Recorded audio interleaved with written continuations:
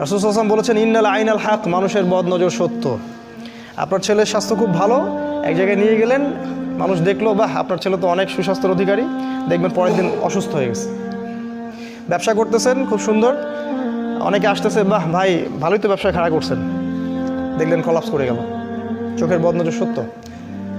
এর দলিল সূরা কাহফ সালাত পড়ি। প্রত্যেক ফরজ সালাতের পরে রাসূল সাল্লাল্লাহু আলাইহি ওয়াসাল্লাম একবার করে সূরা ফালাক, সূরা নাস এবং ইখলাস পড়তেন। এটা একটা। এই কাজগুলো করলে যেটা হবে সেটা হলো এই, যদি সূরা ফালাক, নাস, ইখলাস আপনি শোয়ার সময় পড়েন, সকালে সন্ধ্যায় পড়েন, আর এই যে প্রত্যেক ফরজ সালাতের পরে পড়েন, আপনি অনেকগুলো বেনিফিট পাবেন। সেগুলো কি?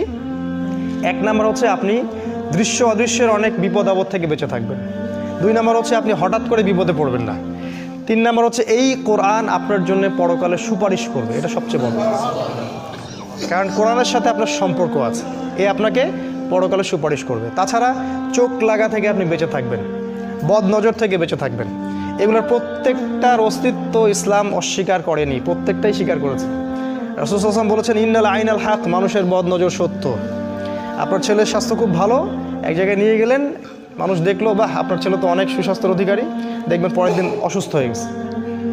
ব্যবসা করতেছেন খুব সুন্দর, অনেকে আসতেছে, বাহ ভাই ভালোই তো ব্যবসা খাড়া করছেন, দেখলেন কলাপস করে গেল। চোখের বদ নজর সত্য। এর দলিল সূরা কাহফের মধ্যে আছে। যদি কারো কিছু ভালো লাগে তখন বলতে হবে মাশাআল্লাহ, খুব সুন্দর, সুবহানাল্লাহ, চমৎকার, আলহামদুলিল্লাহ, আল্লাহ পাক দিয়েছেন।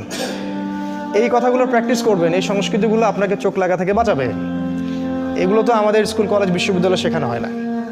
চোখ লাগাবার কি জিনিস? ওরা বলবে এটা ব্যাকডেটেড মানুষের কাজ, এটা কুসংস্কার, এটা হচ্ছে গোড়া মুসলিমদের কথা। তো রাস্তায় যে মেয়েরা ঘোরে এরা চোখ লাগা, এদের পিছনে চোখ লাগছে মানুষের। আর একবার চোখ লাগলে খুব সমস্যা আছে। একবার একজন সাহাবী গোসল করছিলেন, আর একজন সাহাবী তাকে দেখে বলছেন যে বাহ তোমার স্কিনটা তো অনেক সুন্দর, একদম মনে হচ্ছে যে কুমারী মেয়ের মতো স্কিন। সাথে সাথে ওই সাহাবী ওখানে বেহুশ হয়ে পড়ে গেলেন, একদম সাথে সাথে। এটা বুখারীর হাদিস।